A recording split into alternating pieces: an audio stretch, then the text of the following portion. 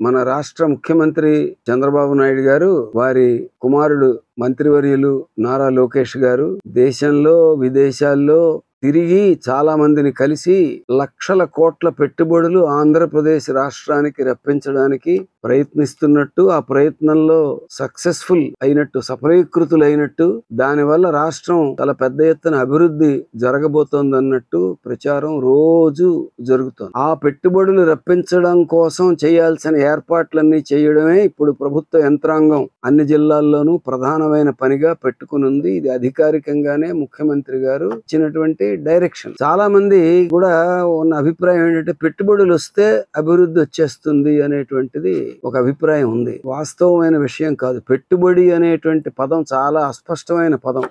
నేను ₹1 కోటి ఖరీదు చేసే ఒక యంత్రాన్ని అమెరికాలో కొనుగోలు చేసి ఇక్కడ పట్టుకొచ్చి పెట్టాను అనుకోండి, ₹1 అమెరికాకి వెళ్తాయి, యంత్రం ఇక్కడికి వస్తుంది. నేను ₹1 పెట్టుబడితో పరిశ్రమ ప్రారంభించాను అని చెప్పుకోవచ్చు. కానీ ₹1 పెట్టుబడి వల్ల ఆ యంత్రం తయారు చేయడానికి అవసరమైన ఉద్యోగాలు అమెరికాలో వచ్చాయి తప్ప విశాఖపట్నంలోనో ఆంధ్రప్రదేశ్ లోనో రాలేదు కదా. కాబట్టి పెట్టుబడి అనేటువంటి దానిలో మనం చూసుకోవాల్సింది ఆంధ్రప్రదేశ్ లో ఎంత డబ్బు ఖర్చు పెట్టారు, ఒక పరిశ్రమ పెట్టడానికి ఎంత ఖర్చు పెట్టబోతున్నారు అనేటువంటిది వివరాలు కావాలి. ఇన్నిసార్లలో ఒక్క సందర్భంలో కూడా ముఖ్యమంత్రి గారు గాని లోకేష్ గారు గాని ఆంధ్రప్రదేశ్ లో వాళ్ళు ఇంత డబ్బు వెచ్చించబోతున్నారు అని ఎక్కడా పెట్టుబడులనే చెప్తున్నారు. ప్రజల్ని మోసగించడం తప్ప తీతో కూడుకున్నటువంటి ప్రచారం అని అనిపించుకోదు. ఆంధ్రప్రదేశ్ కి వాళ్ళు ఎంత పెట్టుబడులు వచ్చాయి అని చెప్పే లెక్కలో ఉన్న మోసాన్ని మనం గ్రహించాలి.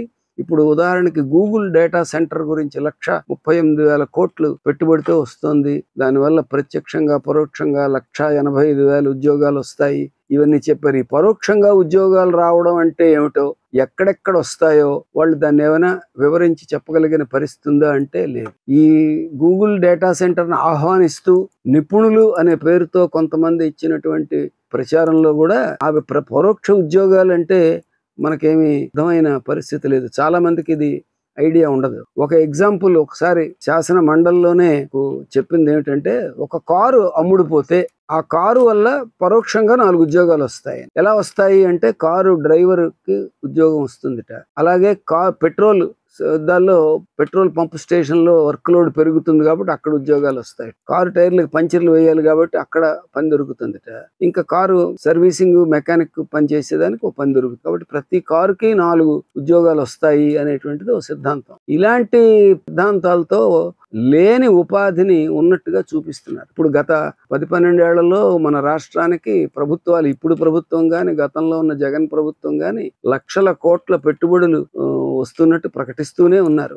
ఆ పెట్టుబడులన్నీ వచ్చుంటే మన రాష్ట్రంలో ఈ పాటికి కొన్ని లక్షల ఉద్యోగాలు వచ్చేసి ఉండాలి. ఉద్యోగాలు చేయడానికి మనుషులు లేక మనకి ఇతర రాష్ట్రాల నుంచి తెప్పించుకోవాల్సిన పరిస్థితి వచ్చి ఉండేది. కానీ రాష్ట్రంలో నిరుద్యోగం పెరుగుతోంది. చదువుకున్న వాళ్ళు, ఇంజనీరింగ్ లాంటి కోర్సులు చేసిన వాళ్ళు, స్టెమ్ కోర్సులు, సైన్స్, టెక్నాలజీ, ఈవెన్ మెడిసిన్ చేసిన వాళ్ళు కూడా ఉద్యోగాలు లేని వాళ్ళు ఉన్నారు రాష్ట్రంలో. కాబట్టి ఈ పెట్టుబడులు రావడం అనేటువంటి ఒక ప్రచార ఆర్భాటంలో జనాల్ని డైవర్ట్ చేస్తున్నారు. నిజానికి ఈ ఆర్భాటం వెనక ఈ రాష్ట్రంలో ప్రజల దగ్గర ఉన్నటువంటి కొన్ని లక్షల ఎకరాల భూముల్ని, వీటిని ప్రభుత్వం పరిశ్రమల కోసం అన్న పేరుతో స్వాధీనం చేసుకుంటుంది. అంటే ప్రజల సంపద, రాష్ట్రం యొక్క ఉమ్మడి సంపద అయినటువంటి భూమి ప్రైవేటు వ్యక్తులకు కట్టబెట్టే ఓ కార్యక్రమం జరుగుతోంది అభివృద్ధి ముసుగులో. ఇది రాష్ట్రాన్ని శాశ్వతంగా దెబ్బతీసేటటువంటి ఒక ప్రక్రియ. గతంలో బ్రిటిష్ వాడు భారతదేశానికి వచ్చినప్పుడు కూడా వాళ్ళకి అలాగే కొంత భూములు కట్టబెట్టి చివరికి దేశాన్నే వాడు 200 సంవత్సరాలు కొల్లగొట్టారు. ఇప్పుడు అదానీలు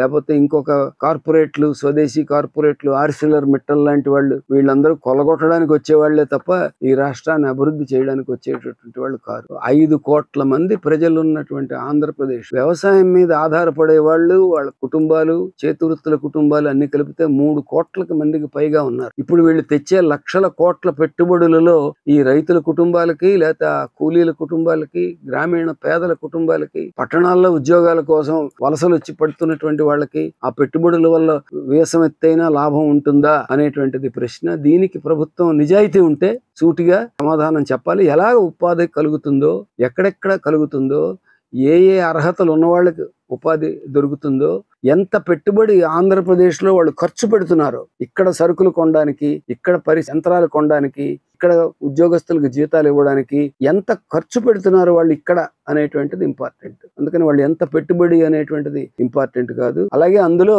బ్యాంకుల అప్పులు ఎంతో ఉంటాయి, ప్రభుత్వం ఎంత పూచీ పడుతుంది, ఇలాంటివన్నీ కూడా లెక్కలు ఉంటాయి చాలా. కాబట్టి లక్షల కోట్ల పెట్టుబడుల ప్రచార ఆర్భాటంలో ఆంధ్రప్రదేశ్ ప్రజల్ని మోసం చేయడం మానేసి నిజాలు చెప్పే ప్రయత్నం చంద్రబాబు నాయుడు గారు చేస్తే ఇప్పటికైనా అందరికీ మంచి.